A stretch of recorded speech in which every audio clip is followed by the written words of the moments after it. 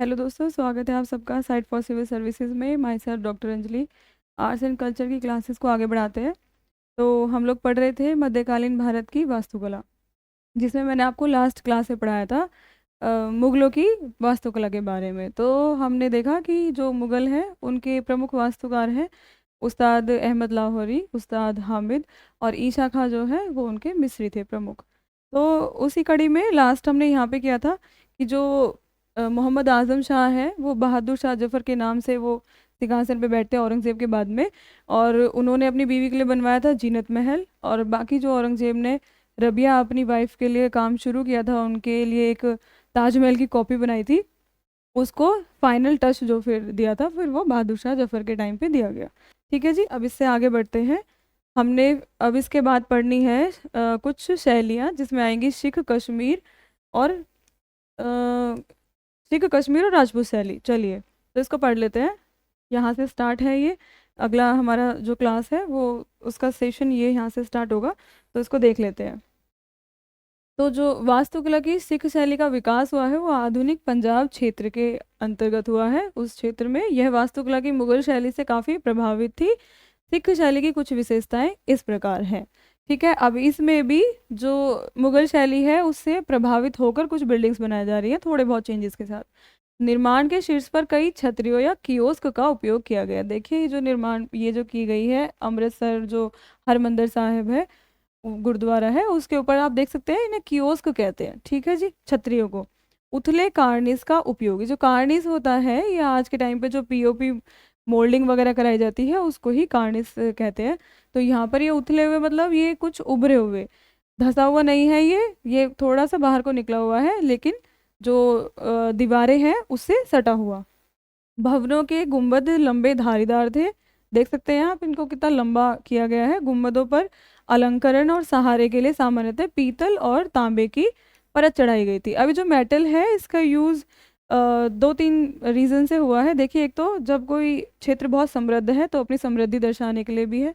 दूसरा, उसकी मजबूती भी बढ़ जाती है जब बारिश है, तूफान है, हवाएं हैं, तो वो थोड़ा बहुत सीमेंट को और पत्थरों को नुकसान पहुंचाती थी। इसलिए मेटल यूज़ किया गया, उन पे परत लगाई गई, मेटल के ऊपर भी उनको सुरक्षित रखने की जो परतें लगाई गई, उससे ये थोड़ा सुरक्षित, इनकी सुरक्षा भी बढ़ गई। तो एक तो डेकोरेशन, एक अपनी समृद्धि दिखाने के लिए और एक इनकी सुरक्षा के लिए जो बिल्डिंग्स बनाई जा रही हैं, तीन पर्पज से ये काम किया गया। मेहराबों का अलंकरण अनेकानेक पत्रकों का उपयोग करके किया गया। जो लेयर्स हैं, जो मेटल की वो लेयर्स चढ़ाई जाती हैं, उसी के बारे में बात हो रही है। हरमंदिर साहब या स्वर्ण मंदिर, अब देखिए इसके बारे में थोड़ा सा जानते हैं। जो हरमंदिर साहब है ये सिख के गुरु हुए थे एक रामदास। उनके समय पे अकबर ने 500 बीघा जमीन डोनेट की थी। क्यों? क्योंकि अकबर एक धर्म सहिष्णु व्यक्ति थे। तो अकबर ने जब जमीन जो दी थी तब अमृतसर शहर की, अमृतसर नगर की स्थापना हुई है। उसके बाद में ये गुरु अर्जुन देव के टाइम पे पूरा हुआ है। जो मंदिर है ये जो गुरुद्वारा है इनके समय पे पूरा हुआ है, सिखों के गुरु अर्जुन देव के समय। तो याद रखिएगा, जो जमीन दी थी अकबर ने दी थी, रामदास को दी थी, गुरु रामदास जी को, और जो कंप्लीट हुआ है वो अर्जुन देव के टाइम पे ये कंप्लीट हुआ है। हरमंदिर साहब अमृतसर। चलिए आगे बढ़ते हैं। राजपूत शैली, अब यहाँ पे देखिए राजपूतों की शैली में हम थोड़ा बहुत मिश्रण देखेंगे। हालांकि जब इस्लामिक शैली में इमारतें बनवाई गई मुगलों के समय पे तो उनमें भी राजपूत टच देखने को मिला था, जो डिज़ाइंस थे, जो वास्तुकला थी, और वैसे ही राजपूत शैली में भी हमें कुछ इस्लामिक टच देखने को मिलेगा। इस अवधि के राजपूत निर्माण भी मुगल शैली से प्रभावित थे।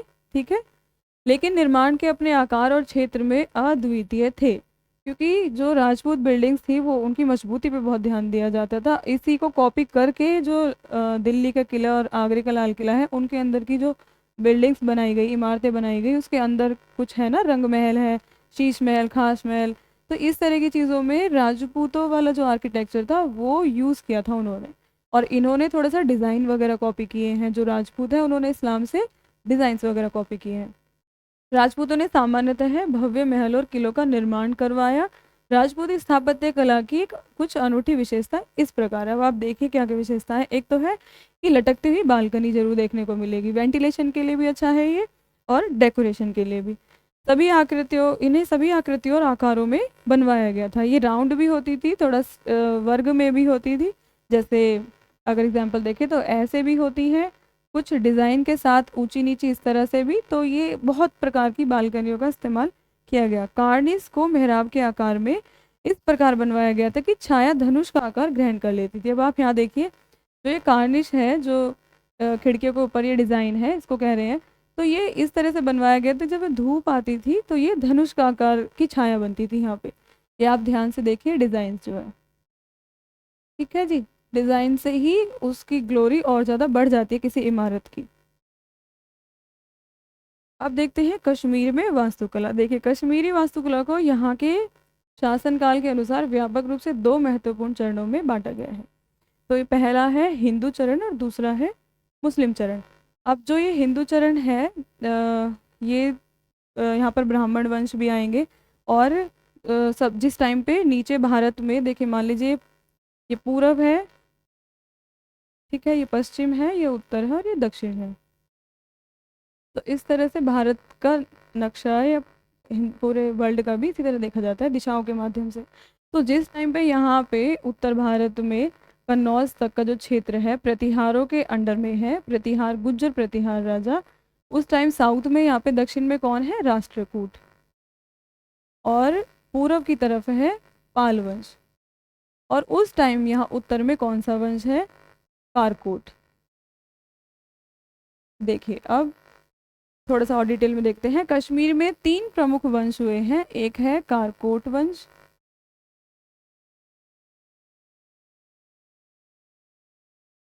ठीक है, दूसरा है उत्पल वंश, इन्हीं के अंडर में जो बिल्डिंग्स वगैरह बनवाई गई है उन्हें हम पढ़ेंगे, और तीसरा है लोहार वंश।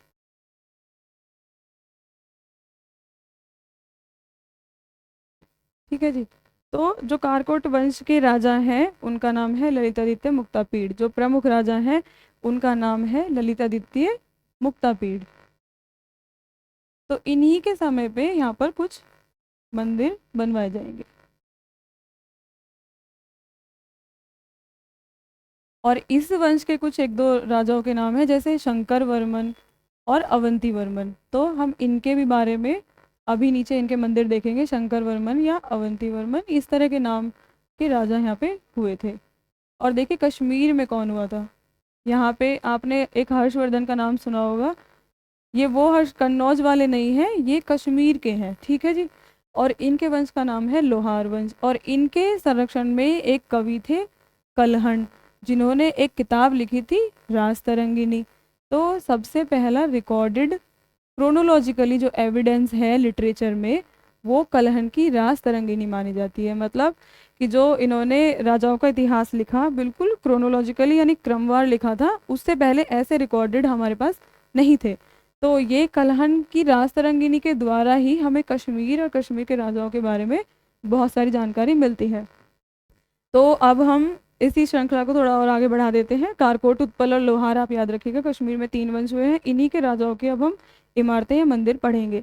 जो दूसरा मुस्लिम वंश है यहाँ पे, ये बहुत बाद में आया है, जिस टाइम ये सारा सत्ता पलट हो गया है, सल्तनत काल आ जाता है, उस टाइम यहाँ पे मुस्लिमों का एक शाहमीर वंश आता है, ठीक है। वो बिल्डिंग्स फिर शाहमीर वंश के अंतर्गत पढ़ी जाएंगी।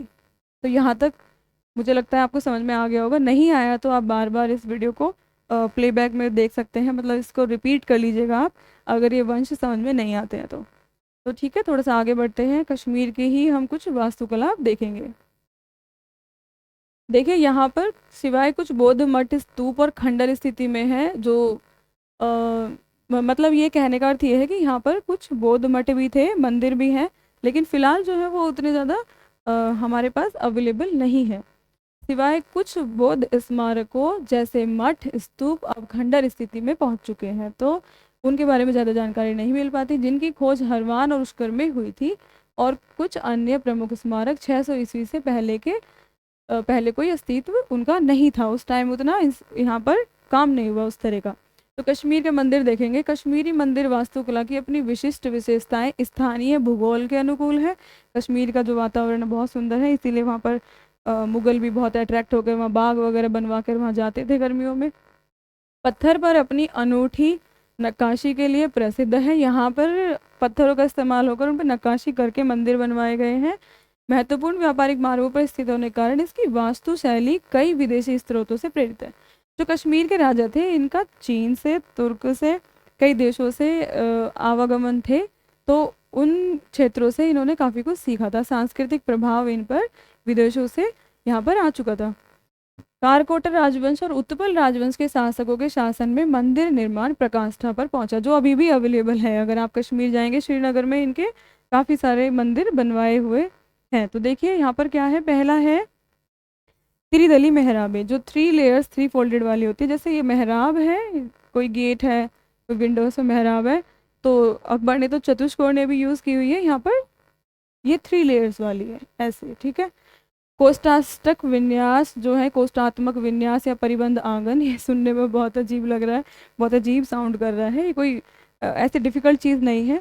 देखिए मान लीजिए अगर ये कोई मंदिर बना हुआ है, ठीक है, इसको चारों तरफ से यहाँ से घेर देना, कोष्ठ के जैसा को बनाकर, ये यहाँ पर मान लीजिए गेट है, तो इसको कहते थे कोष्ठाष्टक विन्यास या कोष्ठात्मक विन्यास और परिबंध आंगन।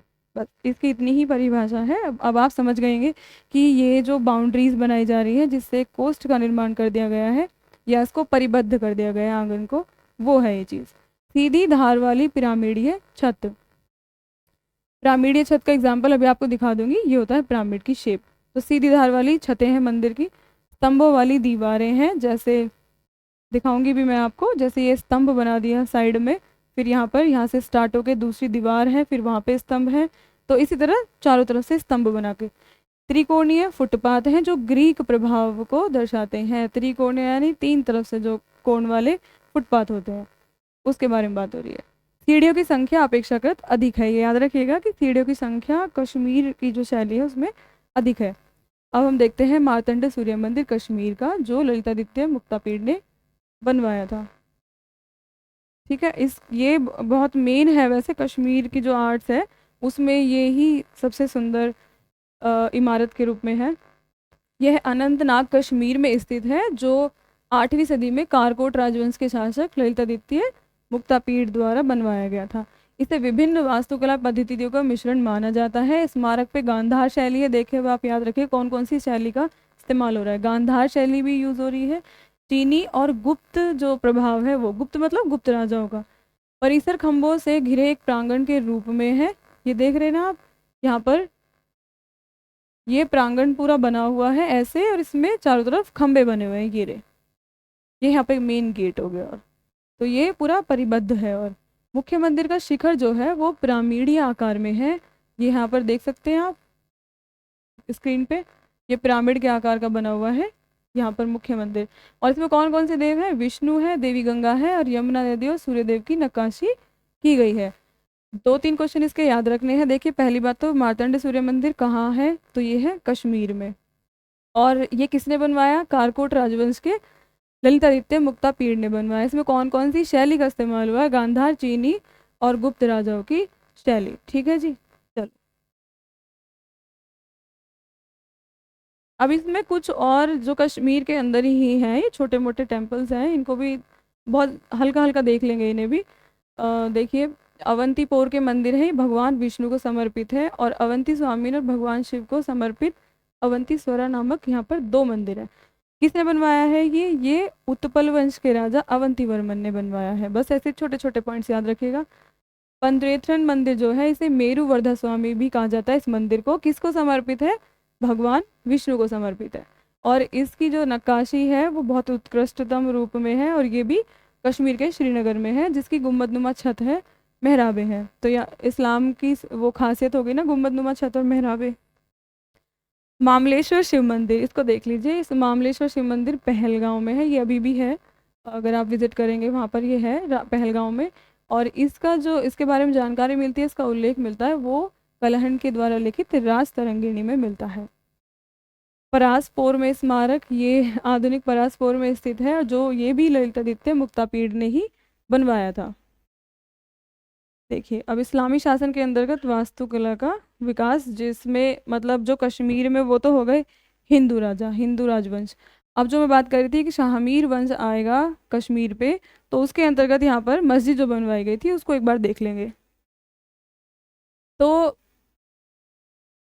देखिए यहाँ पे हर्षवर्धन की जब मृत्यु होती है, जो कश्मीर का लोहार वंश का राजा है हर्ष, उसकी मृत्यु नहीं, उसकी हत्या की जाती है। वो अच्छे और बुरे दोनों तरह के गुणों से भरा हुआ व्यक्ति था।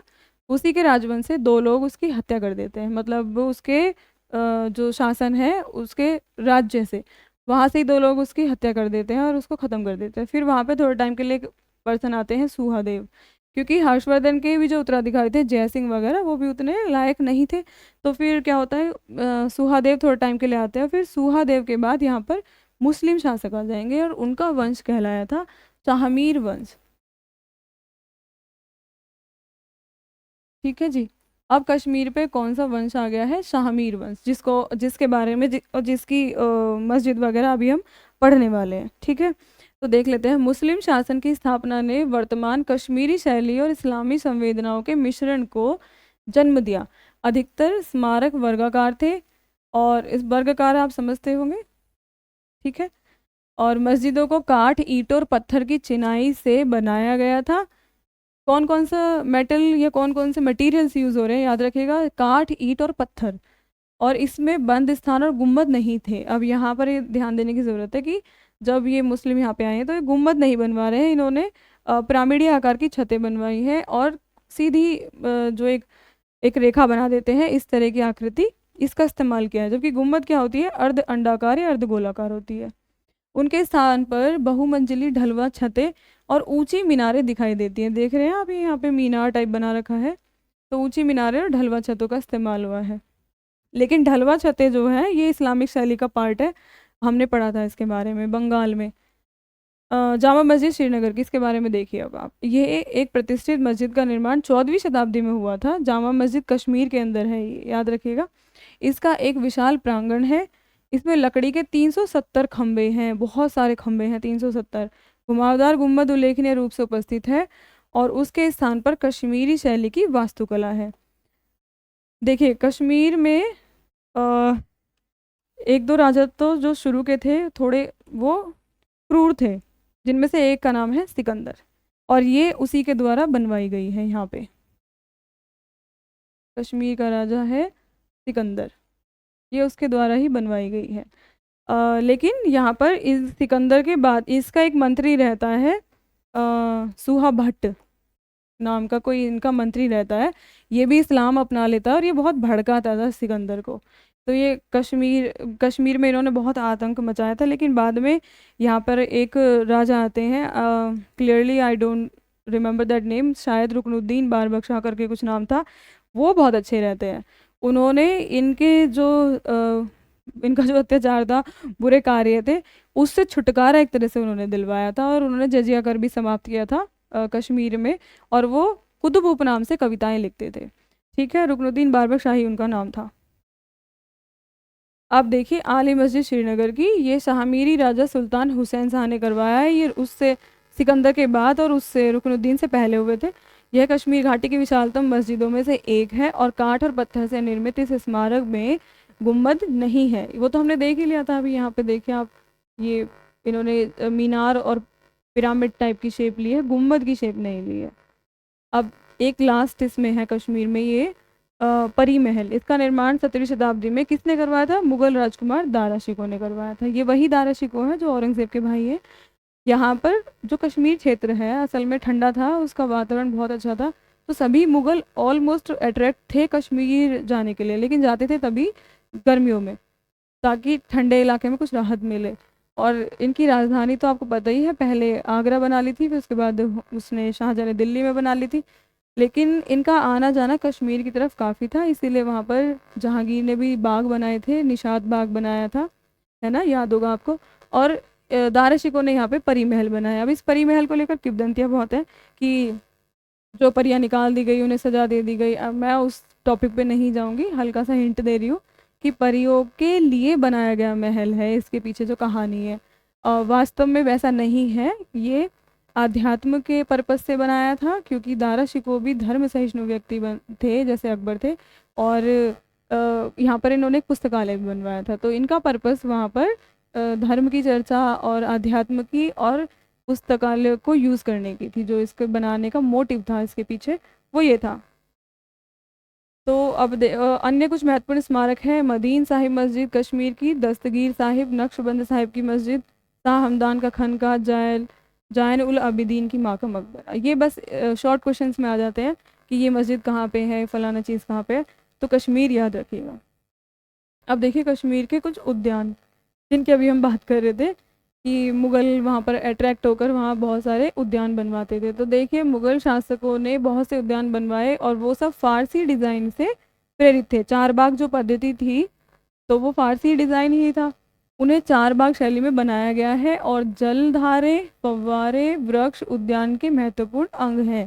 चार बाग पद्धति की विशेषताएं पूछी जाए तो रिटन में भी आपको याद रखना है कि उसमें जलधाराएं हैं, फव्वारे हैं, वृक्ष हैं और उद्यान के कुछ और महत्वपूर्ण अंग हैं जिसमें विभिन्न प्रकार के पौधे और पेड़ पौधे लगाए जाते थे, फल के भी और फूल के भी। चश्मे शाही को फारसी शैली में ताज जल स्रोत के चारों ओर बनाया गया है। ये बाग है। शालीमार बाग को जहांगीर ने 1619 ईस्वी में बनवाया था और गर्मियों के महीनों के लिए सम्राट जहांगीर का शाही निवास था। अब इसमें दीवान आम, दीवान खास और जनाना बाग नामक 3 सीढ़ीदार क्षेत्र हैं। दीवान आम, दीवान खास तो लगभग इन्होंने सब जगह ही बनवाए हैं। बाग जो ये शालीमार बाग है कश्मीर का, यहाँ पे भी ये 3 बिल्डिंग्स बनवाई हुई है, दीवान आम, दीवान खास और जनाना बाग। ठीक है जी। अब एक और बनवाया था निशात बाग जो घाटी में दूसरा सबसे बड़ा मुगल उद्यान है। ये भी जहांगीर ने बनवाया था और ये डल झील के निकट है। जब कोई नेचुरल वाटर सोर्स होता है उसके पास ठंडक रहना स्वाभाविक है, तो ऐसी जगहों पे ही ये बाग निर्माण करवाते थे। और इसके 12 सीढ़ीदार क्षेत्र हैं। बादामवाड़ी उद्यान एक और है वहाँ पे, और अनंतनाग में वेरीनाग, कोकरनाग और अचाबल गार्डन। शॉर्ट क्वेश्चन के लिए याद रखिएगा। थोड़ा सा अब देखते हैं भारत में पारसी समुदाय के मंदिर। देखिए इसको केवल मोटा मोटा समझिए कि भारत में जो पारसी मंदिर हैं उसकी शैली को तीन भागों में बांटा गया। 3 काइंड्स होते हैं उसके। पहला होता है अतश बहरम जो विजय की अग्नि के रूप में होता है, और ये जो पारसी हैं ये पूरी तरह से नेचर के वर्शिपर होते हैं, यानी ये प्रकृति की पूजा करते हैं। और जिस टाइम पे यहाँ मौर्य काल रहा था, मौर्य वंश के राजा चंद्रगुप्त मौर्य, अशोक वगैरह, उस टाइम पे भी पारसी मॉडल की जो अग्नि जलाने की जो प्रथा थी उन्होंने भी यूज़ की थी। अपने दरबार में अग्नि जलाना काफ़ी पवित्र माना जाता है और ये विजय की अग्नि के रूप में भी जलाई गई है। दूसरा है अटारियन और तीसरा है अताश ददगा या दार ए मेहर। अब भारत में क्या है, 8 अतश बहरम है, जो ये वाले हैं अग्नि वाले, ये 8 हैं, और जो 100 से अधिक हैं वो है ददगा, और अधिकांश महाराष्ट्र और गुजरात के क्षेत्र में है। कहाँ पे है अधिकांश? महाराष्ट्र और गुजरात में। पारसी अभी भी वहीं पे ही ज़्यादा है, महाराष्ट्र में और गुजरात की साइड ही। अताश बहरम जो है इसके बाह्य स्वरूप को प्राय साधारण रूप दिया जाता है क्योंकि मुख्य विचार है पवित्र अग्नि को रखना, और इसे व्यसन या समारोह के लिए यूज़ किया जाता था। व्यसन समारोह मतलब प्रार्थना के लिए। तो अपना इनका मेथड है कुछ, ना कि विचारधारा का महिमा मंडन करना। इसमें एक गर्भगृह होता है जिसमें अग्नि को रखा जाता है। ठीक है, सबसे ज़्यादा जो याद रखने लायक पॉइंट है इनका वो अतश बहरम ही है। अब भारत में स्थित 8 अतश बहरम है, मोटे मोटे तौर पर देख लीजिए एक बार। देखिए ईरान शाह अतश बहरम है जो गुजरात में है, नवसारी भी गुजरात में है, मुंबई में दादी सेठ वाड़ी और बानाजी अंजुमन अताश बहरम है, सूरत में मोदी और वकील अताश बहराम है। ठीक है जी, तो बहरम बहराम दोनों ही बोल देते हैं, नो इशू। तो भारत में सूर्य मंदिर देखिए कितने सारे हैं। अधिकतर हमें उड़ीसा का सूर्य मंदिर याद रहता है या गुजरात का सोलंकी के द्वारा बनवाया गया सूर्य मंदिर, लेकिन बहुत सारे सूर्य मंदिर हैं, चारों दिशाओं में ही है, पूर्व पश्चिम उत्तर दक्षिण। देखिए कौन कौन से हैं, क्योंकि सूर्य जो है हिंदू धर्म में प्रमुख देवता हैं। तो सूर्य को एक खगोलीय पिंड के रूप में वैदिक काल से ही अनेकों भजनों द्वारा पूजा गया है। इसकी आदित्य या सूर्य के रूप में उपासना की जाती है। सूर्यदेव की पूजा के लिए कई प्रथाएं हैं। ठीक है, अब उसे मुख्य देवता के रूप में सूर्य के कई मंदिर निर्माण किया गया है जो जापान, मिस्र और चीन तक में भी पाए जाते हैं। वो तो जब लोग व्यापारी आते हैं तो कल्चर का आदान प्रदान हो ही जाता है। हमारी संस्कृति को थोड़ा बहुत उन्होंने अपनाया है, उनकी थोड़ी बहुत संस्कृति को हमने अपनाया है समय समय पे। तो राजपूत कुल सूर्य की पूजा करते हैं, स्वयं को सूर्यवंशी अर्थात सूर्यदेव के वंशज होने का दावा करते हैं। ये बात आपको पता ही होगी, जितने भी राजपूत हैं सभी अपने आप को सूर्यवंशी बताते हैं। और राजपूत जो है, ये राजपूत की कई कैटेगरीज हैं। जो एक अलग चैप्टर बन जाएगा उसके ऊपर। भारत में सूर्य के कुछ प्रमुख मंदिर इस प्रकार हैं। देखिए, मोढेरा का सूर्य मंदिर जो है गुजरात में, कोणार्क सूर्य मंदिर जो है पूर्वी गंग सम्राट नरसिंह देव द्वारा बनवाया गया, और ये कहाँ पे है, उड़ीसा में। ब्राह्मण देव मंदिर ये कहाँ है, एमपी में। सूर्यनगर कोविल ये है तमिलनाडु में। तो हो गया ना चारों दिशाओं में। कश्मीर का तो अभी हमने पढ़ा ही था, मार्तंड सूर्य मंदिर, और देखिए साउथ में भी है, तमिलनाडु में। और सूर्य नारायण स्वामी मंदिर ये है आंध्रा में, आंध्र प्रदेश में। दीक्षनार का मंदिर जो है वो है बिहार में। तो इनको बस ऐसे ही आपको छोटा छोटा याद रखना है कौन सा मंदिर कहाँ है। नवलखा मंदिर घुमली ये गुजरात में है। सूर्य पहाड़ मंदिर ग्वालपाड़ा में है, और मार्तंड सूर्य मंदिर कश्मीर में है। देखिए, अब हम थोड़ा सा आज इसको भी फिनिश कर ही लेते हैं, आधुनिक वास्तुकला। फिर हम थोड़ा सा 2-3 क्लास बस और देखेंगे, जिसमें हम वास्तुकला तो हमारी कंप्लीट हो गई है पूरी। मुगल काल की कुछ चित्रकला देखेंगे, जिसमें हुमायूं और जहांगीर का बहुत इंटरेस्ट रहा है, जहांगीर का सबसे ज़्यादा रहा है। और उसके बाद कुछ साहित्यिक किताबें देखेंगे। बस उसके बाद फिर मैं सोच रही हूँ कि हिस्ट्री की एक और सिरे से क्लासेस लगाए जाएँ, चाहे पर्सनैलिटी पे चाहे सिलेबस के आधार पे। तो आर्ट्स एंड कल्चर की कुछ ही क्लासेस आपकी अब बची हैं, उसमें मैं पूरा कवर करा दूंगी। तो आज इसको यहाँ पर फिनिश कर लेते हैं, आधुनिक वास्तुकला को। यूरोपीय औपनिवेशिकों के आगमन के साथ ही मुगल साम्राज्य का पतन आरंभ हुआ। इसके फलस्वरूप पुर्तगाली, फ्रांसीसी, डच, डेनिश और अंग्रेज के बीच सत्ता के लिए संघर्ष आरंभ हुआ। आप जानते होंगे कि आधुनिक भारत में सबसे पहले यहाँ पुर्तगाली आए व्यापार के लिए, फिर सबसीक्वेंटली ये चारों आ गए, पुर्तगाली, डच, फ्रांसीसी और अंग्रेज़। और फिर यहाँ पर उन्होंने अपनी फैक्ट्रियाँ बनाई व्यापार करने के लिए। लेकिन रूल करना कैसे स्टार्ट हुआ कि जब इन्होंने रेजिडेंट बनाना शुरू कर दिया, जब इन्होंने देखा कि राजाओं को अगर हम रेजिडेंट देंगे तो उसके बदले हमें यहाँ पर रहने के लिए और ज़्यादा सुविधाएं मिलेंगी। रेजिडेंट नियुक्त करने के बाद क्या हुआ, इन्हें ये पता चल गया कि जो यहाँ के राजा हैं उनमें आपस में एकता नहीं है, और इनका जो शासन है काफ़ी वीक है, तो उसको हटाया जा सकता है। तो असल में वो उन फैक्ट्रियों ने, उस व्यापार ने इनको इतनी हेल्प की यहाँ पर शासन करने के लिए, जितना शायद और कोई मेथड वो यूज़ नहीं कर सकते थे इससे बेटर। तो रेजिडेंट रखना और फैक्ट्रियों की स्थापना करना, व्यापार करना, ये स्टेप बाय स्टेप होता गया। और खैर ये ब्रेनली तो बहुत थे ही, नहीं तो इतने सारे राजवंश को ऐसे उखाड़ फेंकना संभव नहीं था। तो obviously they were very brilliant. लेकिन इतने ज़्यादा चतुर थे कि यहाँ के क्षेत्र ही भारतीयों को बेचने लगे थे। अगर आप देखेंगे तो सबसे बड़ा एक मोटा एग्जाम्पल मैं आपको देती हूँ कि जब यहाँ पर सिख राजा हुए थे, वो हुए थे, दिमाग सुकरचकिया मिस्र के हुए थे, रणजीत सिंह। तो रणजीत सिंह के बाद उनके बाद में जो लोग आए थे, अंग्रेज़ों ने 50,000 रुपये में कश्मीर बेच दिया था, जबकि वो इन्हीं के ही, रणजीत सिंह के ही अंडर में वो पूरे प्लेसेस थे। तो ये इतने चालाक थे कि उस क्षेत्र पे अपना वर्चस्व बना के, और फिर वहाँ उनके जो एंसेस्टर्स आ रहे हैं, जो राजा डिक्लाइन हो रहे हैं, और उनके जो वो आ रहे हैं वंशज आ रहे हैं, उन वंशजों को ज़मीन बेचकर उस पैसे को अपने लिए यूज़ कर लेते थे। तो देखने की बात यह है कि कैसे वो भारतीयों की ही ज़मीन बेच रहे हैं और अपने लिए सारे संसाधन जुटा रहे हैं और उनका इस्तेमाल कर रहे हैं। तो जैसे अगर यहाँ पर देखें तो यहाँ पर रॉ मटेरियल्स जो भी थे, उन्होंने रॉ मटेरियल्स को भी अच्छा यूज़ किया, भारतीयों को भी बेचा और बाहर ले जाकर भी बेचा। तो ये सब करने के लिए खैर दिमाग बहुत चाहिए जो उनके पास था। तो हालांकि यूरोपियाई अपने साथ स्थापत्य शैली का खजाना भी लाए, जिसे उनके द्वारा करवाए गए अनेक निर्माण कार्यों में देखा जा सकता है। क्या क्या है देखते हैं। पुर्तगाली प्रभाव। पुर्तगाली अपने साथ वास्तुकला की आइबेरियन शैली लाए थे, और आरंभ में उन्होंने व्यापारिक ठिकानों और गोदामों का निर्माण करवाया। तो क्यों व्यापारिक ठिकाने, जो वर्ड यूज़ हो रहा है इसीलिए हो रहा है कि हम व्यापार से शुरू करेंगे। पुर्तगाली हालांकि उतना यहाँ पर कोई शासन ऐसा कर नहीं पाए जैसा अंग्रेज़ों ने कर लिया, लेकिन कितने वेल प्लान्ड हैं ये। आप ये देखिए कि पूरा प्लान करके हर एक चीज़ को इन्होंने इस तरह से लागू किया कि भारतीय इनके सामने कमज़ोर पड़ ही गए थे। तो इन्होंने शुरू में क्या किया, पुर्तगालियों ने ठिकाने बनाए, गोदाम बनाए, जहाँ पर इन्होंने उस रॉ मटेरियल को रखा है जो भी ये यूज़ करने वाले हैं, और समुद्र तट के साथ साथ दुर्गीकृत नगरों में रूपांतरित हो गए। अब जब इन्होंने पूरी तरह दुर्ग बना लिया है, तब इन्होंने ये डिक्लेयर कर दिया कि अब इस क्षेत्र पे हम लोग रहने वाले हैं, ये हमारे अधिकृत क्षेत्र हैं। इस शैली को क्या कहा गया था? जो पुर्तगाली शैली थी, आइबेरियन शैली। और इसमें आंगन ग्रहों और बैरोक चर्चों की अवधारणा है। अब ये क्या है देखिए, ये जो घर हैं इनको बेसिकली इस तरह से बनाया जाता था जैसे कोई हट बनाता है, छोटी छोटी मोटी हट है, उसमें आगे बहुत बड़ा आंगन है। तो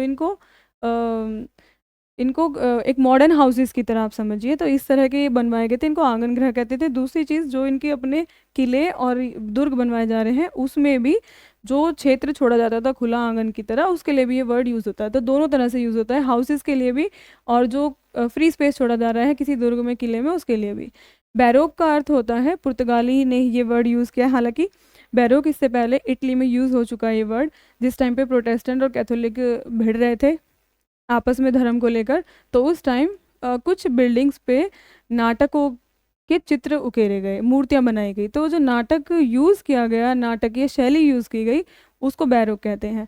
लेकिन पुर्तगाली भाषा में इन्होंने कहा अनियमित और अपूर्ण को बैरोक। क्या है इसका अर्थ? अनियमित या अपूर्ण, बैरोक का अर्थ होता है। तो जो बिल्डिंग्स हैं वो पूरा ट्रेडिशनल, जो इनका वे था बहुत ज़्यादा एलिगेंट था, उससे डिफरेंट होकर चलना जो है वो बैरोक कहलाया। और उसमें इन्होंने क्या क्या इस्तेमाल किया आप देखते जाइए। बैरोक शैली का विकास यूरोप में चर्च की शक्ति को व्यक्त करने के लिए 16वीं शताब्दी के अंतिम चरण में हुआ था। इसे अलंकृत, सुविस्तीर्ण और नाटक के प्रभाव बनाने के लिए अभिकल्पित किया गया। बहुत डिफिकल्ट लैंग्वेज ये यूज़ करते हैं, मैं साधारण भाषा में बताती हूँ कि जब इन्होंने बिल्डिंग्स जो बनाई, इमारतें जो बनाई हैं, चर्च बनाए हैं, उन पर नाटकीय शैली का इस्तेमाल किया। नाटक जो जैसे यीशु का जन्म है, यीशु के बाद जो मदर मैरी हैं उनसे रिलेटेड कुछ फैक्ट हैं, या फिर और भी जो परियों के द्वारा मैसेज दिए जाते थे, एंजल्स जो हैं उस वो भी है। और जो प्रोटेस्टेंट और कैथोलिक का आपस में टसल चल रहा है उसको भी थोड़ा बहुत डिफाइन करने के लिए। तो जब इन नाटकों को यूज़ किया गया, दीवारों पर अलंकृत किया गया, वो बैरोक शैली की विशेषता होती है। और इसमें विपरीत रंगों का उपयोग किया जाता है। अब इसके एग्जाम्पल्स हम देखेंगे। गोवा का है से कैथेड्रल, जो 1619 ईस्वी में के समय पूरा किया गया था और इसे पुर्तगाली गॉथिक शैली में बनाया गया था। गॉथिक शैली पता है क्या है? गॉथिक शैली है जिसमें जो हम मेहराब अभी तक देख रहे थे वो पतले शहतीर हो गए हैं, जो इस तरह से अगर शेप बन जाती है खिड़कियों की, वो गॉथिक शैली का पार्ट होती है। दूसरा, इसके जो दरवाजे हैं अपेक्षाकृत काफ़ी लंबे बनाए जाते हैं। तो दो तीन इसकी विशेषताएं हैं, उन्हें भी हम पढ़ते हुए चलेंगे अभी। इसमें एक विशाल घंटा है जिसे स्वर्णिम घंटा या गोल्डन बेल कहा जाता है। अब इसका क्वेश्चन बनता है कि गोल्डन बेल कौन से चर्च में है? वो है से कैथेड्रल चर्च में, और जो गोवा के अंदर है। देखिए, बोम जीसस का बसिलिक, पवित्र यीशु गोवा, मतलब ये भी एक चर्च है, बोम जीसस का बसिलिक, और ये पवित्र यीशु के लिए है गोवा में। बरोक शैली में निर्मित विश्व विरासत धरोहर है जिसमें सेंट फ्रांसिस जेवियर का सम्मानित शरीर रखा गया। कहाँ पे रखा गया है? सेंट फ्रांसिस जेवियर का शरीर बोम जीसस के बासिलिक में। दीवू में सेंट पॉल का चर्च है, ये भी बरोक शैली में निर्मित है, और दीवू किले का निर्माण दीव द्वीप के तट पर किया गया था। किले में एक प्रकाश स्तंभ है और दीवारों पर तोपें रखी गई थी। किले के परिसर में 3 चर्च है, Saint Thomas church, Saint Paul's church और असीसी के सेंट फ्रांसिस का चर्च। ठीक है जी। गोवा में सेंट एनी तलाउलिम चर्च और बरोक शैली में है, उसका निर्माण 1695 ईस्वी में पूरा किया गया। ये सिर्फ आपको शॉर्ट क्वेश्चन की तरह याद रखना है, अगर ये डिटेल में आता है तो सारा मिलाकर डिटेल में लिखने के लिए भी इनफ है। देखिए, फ्रांसीसी प्रभाव। फ्रांसीसी अपने साथ योजना की अवधारणा लेकर आए थे। हाँ देखिए, अब एक बात समझिए यहाँ पे कि जो पुर्तगाली हैं भारत में एंट्री करने के लिए यूरोपियों के लिए द्वार उन्होंने खोले एक तरह से, लेकिन जो पुर्तगाली है ना, एक सिस्टम जो अंग्रेज़ों ने यूज़ किया पुर्तगालियों से कॉपी किया था। डुप्ले यहाँ पे एक इनके गवर्नर हुए थे, तो उस सारा जो डुप्ले का माइंड था ना, उसको और बेटर वे में यूज़ किया था अंग्रेज़ों ने, और ये काफ़ी सभ्य माने जाते हैं। फ्रांसीसी शहरों पांडिचेरी और चंदननगर या चंदननगर, ये दोनों पश्चिम बंगाल में है। तो ये सारा प्लेस इनके फ्रांसीसी के अंडर में आ गया, और इसका निर्माण कॉर्टेसियन ग्रिड योजना या वैज्ञानिक वास्तुकला का उपयोग करके किया गया था। उन्होंने भव्य भवनों का निर्माण अपनी शक्ति प्रदर्शन के रूप में किया और अज्ञात वास्तुकला की अवधारणा भी प्रस्तुत की, जिसमें अग्रभाग में अधिक अलंकरण या डिज़ाइन के बिना आधुनिक भवनों जैसी अवधारणा होती थी। जो मतलब बहुत ज़्यादा नक्काशी करके और उभरे हुए कार्निस बना के जो बिल्डिंग्स बनाई जा रही थी, थोड़ा सिंपल वे में फ्रांसीसियों ने बनाई। सभ्य लोग थोड़े सिंपल ही होते हैं। फ्रांसीसियों ने तटीय शहर जैसे माहे जो केरल में है, कराईकल जो तमिलनाडु में है और यनम जो आंध्र प्रदेश में है वो विकसित किए। पुदुचेरी में उसके एग्जाम्पल देखिए, पुदुचेरी में जीसस का सैक्रेड हार्ट चर्च फ्रांसीसियों की आर्ट है ये, और चंदन नगर का सैक्रेड हार्ट चर्च, याद रखिएगा जिसमें हार्ट यूज़ हो रहा है वो फ्रांसीसियों की आर्ट में है। ये देखिए पुदुचेरी का एक फ्रांसीसी भवन और जीसस का सैक्रेड हार्ट चर्च, थोड़ा सा उस जो हम पढ़ते आ रहे हैं इंडो इस्लामिक और गॉथिक शैली से थोड़ा सा डिफरेंट लग नहीं रहा आपको? तो इसकी विशेषताएं देख लीजिए आप। पिरामिड का यूज़ किया हुआ है, यहाँ पर पिरामिड का यूज़ किया गया है, यहाँ पर गुम्बद टाइप है जो प्रॉपर गुम्बद नहीं है, गोल नहीं है, थोड़ा सा मंदिर की टाइप है, पिरामिड के टाइप है। और बगल में काफ़ी लंबे लंबे रूम टाइप के ये बनाए हुए हैं, जो मीनार भी नहीं है, ये गुम्बद भी नहीं है, तो इस तरह से लंबे लंबे दीवारें बनाई गई हैं। और बीच में यहाँ पर जीसस की मूर्ति होगी। अंग्रेज़ी प्रभाव देखते हैं। अंग्रेज़ जो हैं अपने साथ वास्तुकला की गॉथिक शैली लाए थे। गॉथिक शैली के बारे में काफ़ी क्वेश्चन बनते हैं, ध्यान से आप पढ़िएगा। ये भारतीय वास्तुकला के साथ मिल गई और इसकी परिणति क्या कहलाई? इंडो गॉथिक शैली कहलाई। तो देखिए जो हम पढ़ रहे थे अभी, उस शैली गॉथिक शैली में जब थोड़ा सा इंडियन टच मिक्स हो गया है, तो जैसे इस्लाम में मिक्स होने से इंडो इस्लामिक शैली बनी है, वैसे अब यहाँ पर इंडो गॉथिक शैली बन गई है। और इसको जो लाए हैं फ्रांसीसी, जो जिसके मतलब जो यूरोपीय यहाँ पर अपनी शैली लाए हैं प्रथमतः वो है पुर्तगाली। तो 1911 के पश्चात नव रोमन स्थापत्य कला के रूप में ज्ञात वास्तुकला की एक नई शैली उभरी जिसका नाम है इंडो गॉथिक शैली, और ये विक्टोरियन शैली के रूप में ज्ञात है क्योंकि वहाँ की जो महारानी विक्टोरिया थी उनसे इंस्पायर्ड, उनके ऊपर नाम रखा गया है। यह वास्तुकला भारतीय, फारसी और गॉथिक शैली का अनूठा मिश्रण थी, इसलिए इसे इंडो गॉथिक शैली की कहा गया। और उसकी विशेषताएं अब हम देखेंगे। निर्माण बहुत विशाल और अपने निष्पादन में विस्तृत थे। तो जो इमारतें बनाई गई काफ़ी विशाल थी। इंडो इस्लामिक निर्माण कार्यों की अपेक्षा दीवार पतली थी।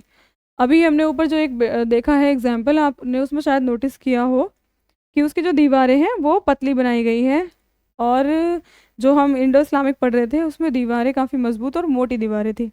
इंडो इस्लामिक युग के वक्राकार मेहराबों के विपरीत मेहराब नुकीले हो गए। मैं फिर से आपको एक बार दिखाई देती हूँ।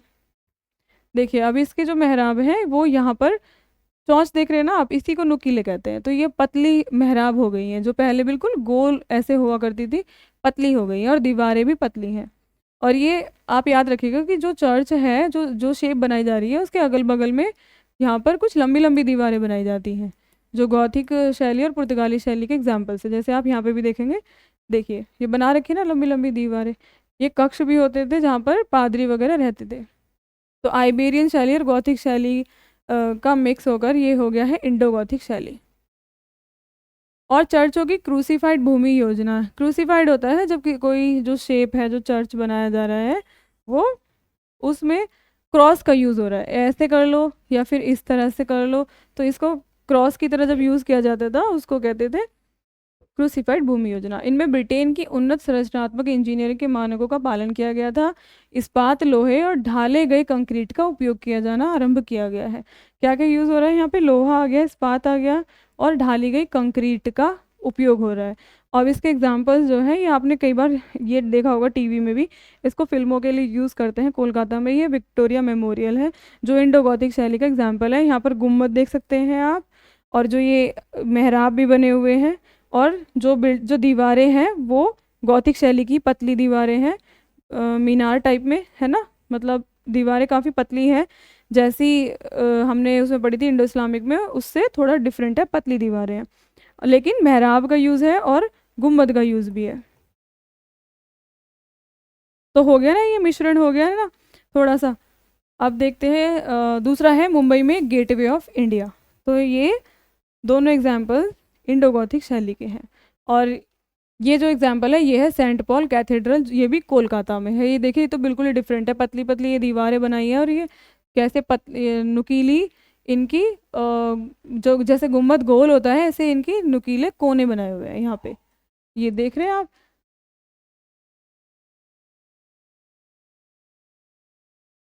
अब इसका थोड़ा सा एक मोटा मोटा हम डिफरेंस देखेंगे आइबेरियन वास्तुकला और गॉथिक वास्तुकला का।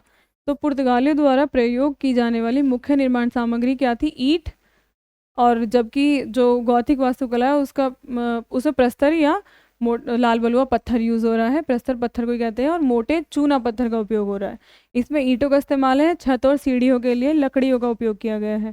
संरचनात्मक विविधताएं, पुर्तगालियों ने अपनी पश्चिमी परंपराओं को जारी रखा और किसी भी संरचनात्मक विविधता का प्रचलन नहीं किया। तो आइबेरियन जो है वास्तुकला, इसने इंडियन कल्चर को अपने अंदर नहीं समाया था। हालांकि आइबेरियन शैली का प्रभाव गॉथिक पे था और गॉथिक ने इंडियन कल्चर को अपनाया था, तो वो इसलिए इंडो गॉथिक उसका नाम हो गया। अंग्रेज़ों ने वास्तुकला की इंडो गॉथिक शैली को उत्कर्ष पर पहुंचाते हुए भारतीय रूपांकनों और शैलियों को अपनाया है। तो किसने अपनाया था? गॉथिक ने, इसीलिए उसके नाम के आगे इंडो गॉथिक वास्तुकला यूज़ हुआ है। देखिए अब बस लास्ट बचा है ये नव रोमन शैली। 1911 के उपरांत अंग्रेजी राज द्वारा करवाए गए निर्माण जो है वो नव रोमन शैली या नव शास्त्रीय शैली के अनुसार करवाए गए थे। एडविन लुटियन और हर्बर्ट बेकर द्वारा नई दिल्ली की वास्तुकला तैयार की गई। देखो नई दिल्ली का वास्तुकार कौन है, ये क्वेश्चन बहुत बार आता है एग्जाम में। तो एडविन लुटियन है और हर्बर्ट बेकर है, और इसे लुटियन का नाम ही ज़्यादा आता है। इसे प्राय हिंदुस्तान के रोम के रूप में जाना जाता है। यहाँ पर निर्माण अनजान और बिना किसी रुचिकर विशेषता वाले होते थे। वास्तुकला की सभी शैलियों का संगम था जो दिल्ली में इन्होंने यूज़ की है नवरोमन शैली। उसमें निर्माण कार्य की संकर प्रकृति के नाते सादगी, आधुनिकता और उपयोगिता से अत्यधिक समझौता है। चक्राकार भवन है। पश्चिमी वास्तुशिल्प डिजाइनों को साकार कराने के लिए प्राच्य रूपांकनों का अत्यधिक प्रयोग किया गया था, और औंधे अथवा ऊपर उठे हुए गुंबद की अवधारणा इसी चरण के दौरान प्रचलित की गई, और इसे सर्वोच्च न्यायालय और राष्ट्रपति भवन के शीर्ष पर देखा जा सकता है। अब ये रोमन शैली राष्ट्रपति भवन में मैं आपको दिखाऊंगी। देखिए इसको नव रोमन शैली कहा जाता है। इसकी विशेषता अगर आप मोटे मोटे तौर पे याद रखें तो एक तो ये राउंड शेप में ज़मीन को कवर करके बिल्डिंग बनाते थे, दिख रहा है आपको, राउंड शेप में। और इसमें पिलर्स बहुत सारे यूज़ किए गए हैं, सीढ़ियों का भी इस्तेमाल किया गया है, और इसमें गुम्बद का भी इस्तेमाल किया गया है। ठीक है, और जी अगर मीनार की ज़रूरत है तो वो उसका भी यूज़ किया गया है। लेकिन ये सबसे बड़ी विशेषता जो अगर पकड़ते हैं तो वो है ज़मीन में गोल आकृति के रूप में किसी इमारत को बनाना नव रोमन शैली में। अब ये जो लॉरी बेकर हैं, इनके बारे में और देख लेते हैं। लॉरी बेकर को गरीबों का वास्तुकार कहा जाता है। लॉरी बेकर आधुनिक भारत के टाइम पे आए थे, जिस टाइम यहाँ पर गांधी हुए थे उस टाइम की बात है। तो ये इंग्लैंड के ही थे और ये आर्किटेक्ट थे बहुत अच्छे।